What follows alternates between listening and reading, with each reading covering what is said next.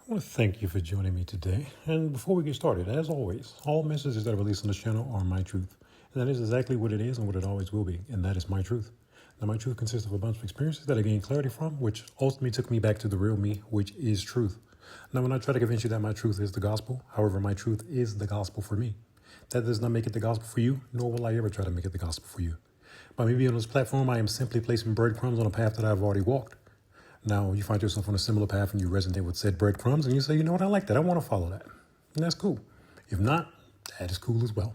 My purpose is to assist those who are ready to get out of their own way. So let's get right into it. Okay, so today I want to talk about something that's becoming my favorite part of the path, I will say. And I want to talk about the different versions of the self. Now, don't be fooled. There is only one true self. This is who you are before you incarnated into human flesh. The part of you that does not bend, does not break, and is forever still. The part of the self that is not swayed by anything in this third dimension. This part of you is your anchor. This is what keeps you truly you. Okay? So let's look at how the self is defined. The self is a person, central being that is distinguishes them from others, especially considered as the object of introspection or reflective action. So basically the things that make you you, the collection of characteristics that define you, who you are at your core, not any of the other versions or mask you decide to wear. A person can be the wounded self, the protective self, the egoic self, the authentic self, the fearful self, the higher self, the adaptive self, the child self, the observer, self-aware self. List goes on and on. So really, any of these different versions can be driving you at any point. So for the purposes of this message, we're going to look at the body two ways. One, I've always said this many times, and I will continue to say it. The body is your temple, so you should treat it as such. And the second way is your body being the vehicle, because that's what it is. It houses your soul, and it's just like a car. Just like when you hop in a car and it takes you from A to B, whatever the case may be, this is what your body does for you as well. So it is, in essence, your vehicle. So when I say driving you, I mean which version of you is at the wheel currently. And depending on the current environment, any traumas, love, fear, survival, your current level of consciousness will depend on who takes the wheel at that time. The part that sucks is when they have the wheel, they are in full control of the vehicle. And that is why it's important to heal. So there is only one driver in the vehicle. Now, let me tell you how I discovered that it's multiple drivers. So I've been meditating, well, let's just say 2019 to make it simple. So since 2019. And after years of meditating, a couple years of meditating, I was getting good at it, right? So I wanted to jump it up a notch, right? So what I did was added a technique. At the end of each night, this exercise would strengthen the memory, focus, control, all these different things, right? So at the end of every night, as soon as I get into bed, I would close my eyes and rewind my day in my mind from me getting into bed all the way to me waking up that morning, right? So I would do that every single night. Boom, boom, boom, boom. To the point where I got very good at it, right? And it was just coming with ease. Then it got to the point where I could rewind conversations and I could hear the full conversation. Now, during this time, I was working sales, right? So I was good at it. So I was using it to help me with my sales. I would rewind conversations I would have with clients. And I was like, oh, okay, dang, I should have said that. Oh, I did this. So I was using it to improve that way, right? So, but this one particular day, I rewound a conversation that I was having with a coworker. Now, I don't remember what the conversation was about. And she was, because it wasn't an important conversation, but she said something in this conversation which triggered a version of me at that time, right? And when I'm listening to the conversation, what I remembered versus what was said was two totally different things, right? So when I was triggered, when I say that version of me was boom, gone. And the program took over, and the program spout out the same jargon I would spit out before, right? Because that's what it's programmed to do. It's going to go according to what you did every other time prior to that situation, right? Because that's what I programmed the body and the mind to do and to react and how to respond, right? So it took me away. I like to call it put you in the trunk, because I'm no longer in the passenger seat or the driver's seat. I'm totally in the trunk because I don't know what's going on. Like I had no awareness of being gone from that conversation, but I was not in that conversation because the mind says, oh, you know what? You had a bad response to this last time. So I don't want you to be triggered. I don't want you to be hurt. So it removes you from the equation because it's trying to quote unquote protect you. So it totally removes you from that situation. And then the automatic response is what kicks in. So this is when I realized, dang. So when you're triggered, like it totally you're gone. And the program takes over because it's protecting you. So it made me realize even more that you need to heal. And healing is what gets rid of all of these different versions. Because different versions are triggered by different things. But if you heal all of these different versions, because they're truly not real, then it just comes to one. Now, before I continue, let me say this. I'm not a psychiatrist. I did work in the military. Like I said, I was in the military for 20 years. And I worked in the hospital for all of those 20 years. And me going through this stuff is basically, this is not coming from a book. This is my personal journey. But how I am is my core nature is curious. So it's curiosity. So when I work any place in the hospital, I ask a lot of questions because I want to know things. How does this work? How does it blah, blah, blah, blah, blah, blah. So now I worked a lot of different sections in the hospital. I did not work in mental health. However, I worked with mental health patients because of working in the hospital, but that was not my primary duty. So the mind and the body this is like personal for me. This is what I like to do. So just make it clear, the stuff that I'm giving suggestions on is stuff that I discovered along my journey. So as I said in the message in the beginning, these are just breadcrumbs. If you resonate with these things, you're going to have to do the work because nothing along my journey has been given to me, basically. Like I had to work for everything. And it's worth it. So go within and dissolve all these different versions of the self. But I'm going to continue on. So basically, as you heard from the story with my coworker, depending on the situation, depending on the situation, it's depending on what driver is going to show up for duty that day, basically. So you may have a version of you,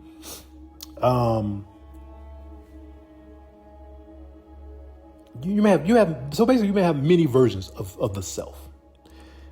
But these are just mere surface reflections. Your truest, deepest version of self is within. Not this angry version, the successful version, the spiritual version, the people-pleasing version, which I know very well from childhood. You know, all these different versions, a lot of these different versions are formed from childhood. So they are operating in the background without you even knowing it. Because a lot of these things, the mind are protecting you from. And you don't even realize it, but they're doing it because of what you experienced in your childhood. So that makes it a little bit more difficult. So you have to go within and uncover these wounds.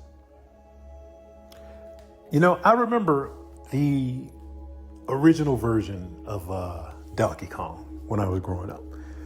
And no matter what level you're on, you always faced Donkey Kong at the end, right? Now, when I got on my journey, I realized that this life is very similar to Donkey Kong, because at the end of every level, quote unquote, that I've up leveled, at the end of every level, that Donkey Kong was me. I've leveled up multiple times, right? Every single level, the end of that level, that boss that you had to face is you. Because you're the one that put that block, that restriction in place to trap you to begin with. So you're the one that has to remove that block. If you look on the screen, the guy to the left, he has the key on every level. You possess the key. But if you look to the right, yourself, you are blocking the door. So you have to get past yourself on every level. You heard the saying before, new levels, new devils. That's what this is. Because what you face on level 1 be totally different on level 2. You might heal some stuff from your wounded child on level 1. Now level 2, now you got to heal some stuff for your ego. 3, emotions, trauma. Now these are not how it is. I'm just putting the levels. It's going to be according to you, because you might not have that many different versions. You might have a whole bunch of different versions, depending on what you experienced in your life. But the point is, you're trying to dissolve all of those versions so you can go back to what you truly are. That is the whole point of all of this. Getting back to that of what you truly are. So when I discovered the versions, and I started processing through all these different levels, and I was like, man, this is a lot of work. Like, dang, you gotta do this every single day. Dang, I gotta eat right. I gotta think right. It's a way of living, right? So this is when I understood you can't help or fix anyone.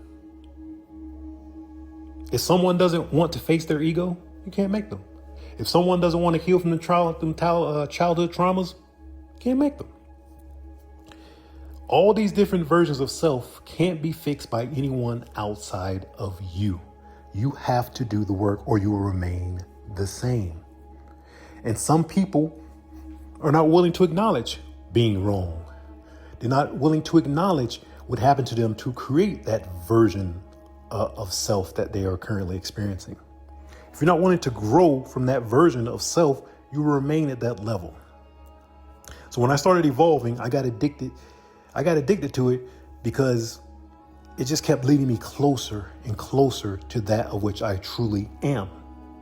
And as you get closer and closer to that of which you truly am, all of those fears and worries and doubts and all this other stuff that is not you, you will notice all of these different things starting to fall off of you. then you start to understand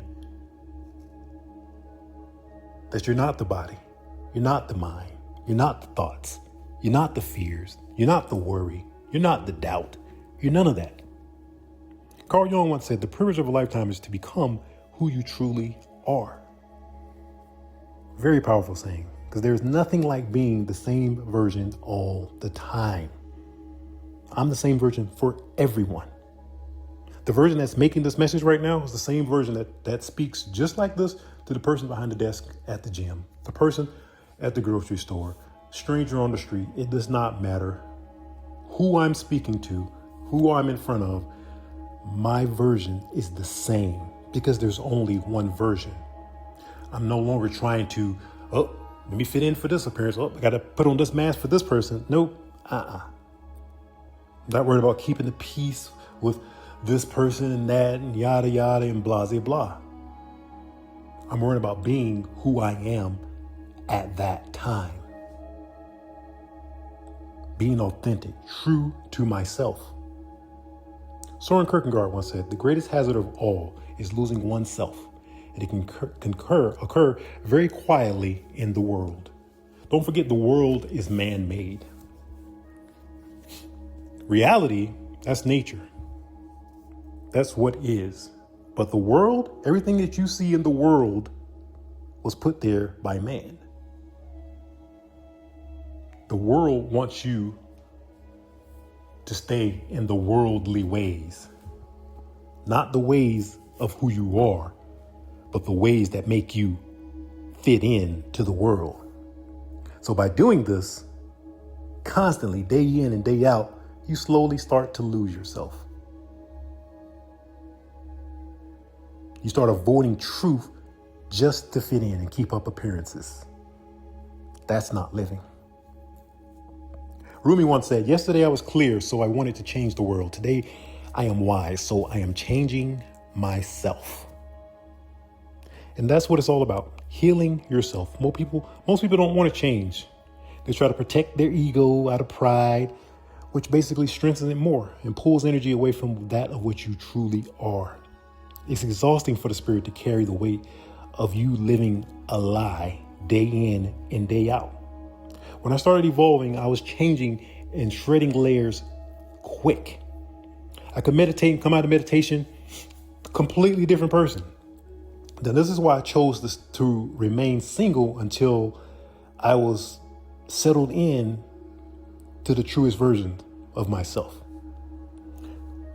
So September will be 4 years of celibacy, not dating, all out of choice. Because I wanted to heal.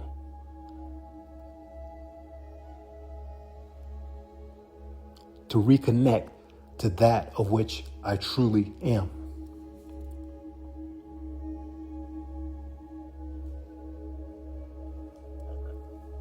And speaking of which, I'll tell you, like I said, it's multiple versions. One of those versions that I said was the highest version of self, right?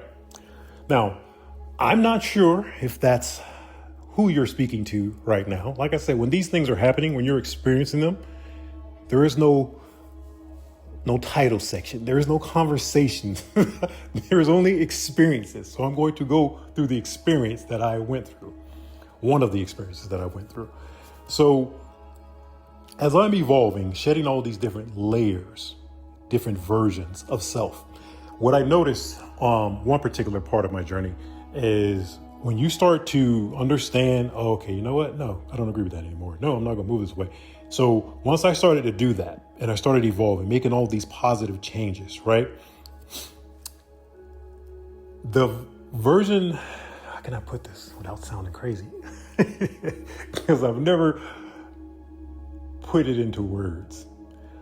So the version that is speaking to you now is the version that was speaking in my head. Let me see if I can break this down. So a couple years ago, right? When, you know that not everybody has a voice in their head because everybody's not connected to source. But so if you have a voice in your head, right? A lot of people say that's your higher self speaking to you, relaying to you information down. Hey, move this way, move that way, which it is. So the higher version of you is just you. And it's hard to explain. It's very hard to put this in words. But okay. One day I was meditating, right? And as I was meditating, I was going through things that I no longer agreed with. And it almost felt like a test, right? And as I'm answering all these different things and going through the stuff, it's like that version of me was standing in front of me, and it slowly came backwards and we merged. And when that merge took place, what was the voice giving me advice? Oh, I wouldn't do that, blah, blah, blah. It's now me. That voice is gone. I'll get messages, but it's not like before. So it's just still another higher version of me, but it's not like it was before. This is very hard to explain because I've never tried to put this into words. When I'm going through my different experiences, I accept stuff and I move on. I keep it moving. I've never tried to put this into words, but I want people to understand like different milestones and things that are on the path, because that's the only way I could describe it, is merging with the higher self. That's the only thing I can think of what it was, because that voice that would say, hey, don't do this. Hey, blah, blah, blah. I wouldn't do that. But that is me. I'm that voice now. It's no longer speaking to me. I'm speaking from it. I hope that made sense. I hope you could catch on to what I was saying there. But that is basically what happened. In my opinion, I merged with my higher self. And it's just, like I said, evolving. Stepping into that of what you truly are. Alan Watts once said, you're under no obligation to be the same person you were 5 minutes ago. I love that saying. I always change it to a couple seconds ago because I change constantly. I can go into meditation, which I've done multiple times. Have like a favorite snack or something, you know it's not that good for you. I go into meditation, something happens in meditation, I come out of meditation and I say, okay, I'm not gonna eat this anymore. A lot of people, when it's gone, that's when they'll start. Nope, I'll throw it. It's been a time where I went to the store that day and bought something and I threw it away. I follow what is told to me. We're not moving like that anymore. Okay, we're not moving like that anymore. But I can tell you this, ever since that merger, I don't have that senseless mind chatter. There is only one version. There is no jumping from version to version. It is complete peace in my mind. James 1:8, a double-minded man is unstable in all his ways. I have complete focus. Life is so much better when you don't have that inner division. You're not being pulled back and forth between identities. That's why it's exhausting on the spirit. So when you operate from your truest self, you will find you have more energy. It's not being pulled in multiple directions. So when you're firm in the self, you're closer to God. Don't forget, God is love. And nobody wants a lover that is confused. Psalms 86:11. Give me an undivided heart. God wants all of you, not just a few parts. He doesn't want you fragmented. He wants you whole. And when you finally let go of all that no longer serves you and you surrender fully to God, that is when you can be released from all of your shackles. 2 Corinthians 5:17, if anyone is in Christ, he is a new creation. The old has passed away. Behold, the new has come. Release the old man and step into the new. And with that, I'm going to leave it there. And as always, if you got anything out of this message, make sure you like and subscribe, and I will definitely check you in the next one.